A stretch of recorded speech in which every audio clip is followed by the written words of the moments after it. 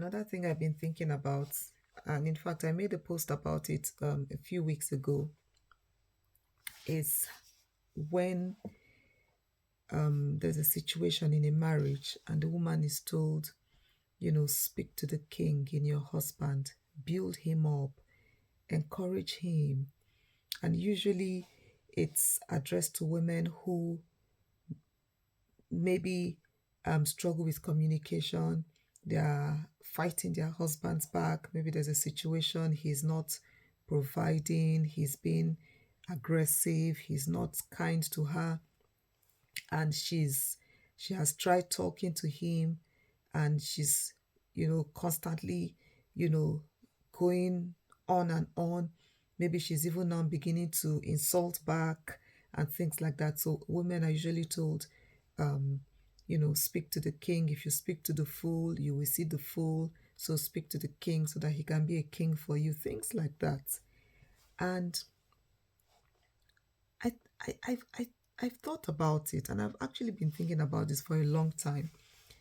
And the question I've always asked is, are we assuming that in a marriage, the man comes with trauma, he comes maybe needing to be fixed, while the woman comes whole, complete, and perfect? Many times, the woman comes with her own trauma. In fact, the times when she's, you know, building, where she's carrying that burden of constantly affirming, propping her husband with kind words, for many women, it's because of the cultural expectations, you know. But the truth is that a lot of women, because women are human beings, I don't know if there's anyone in this broken world that doesn't have trauma, that doesn't have something they need to heal from, that doesn't have something that holds them back. Women are no exception.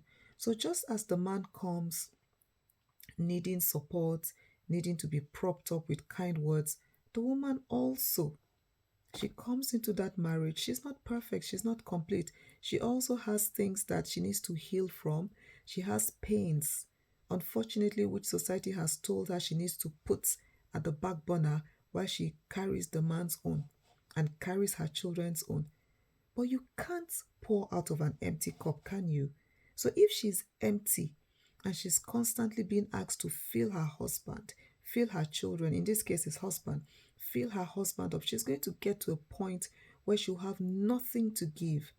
And then all the trauma and all the pain will spill out. And that's what we see many times where there is conflict. And unfortunately, no one asks, the question, what pain does she have? We're so focused on keeping the man happy, keeping the marriage, that we don't even ask, how can we help this woman? So if we're expecting, this big responsibility from women, should we not also ensure that they have the capacity, that they are capable spiritually, they are capable emotionally, they are capable mentally to carry this burden that we've put on them?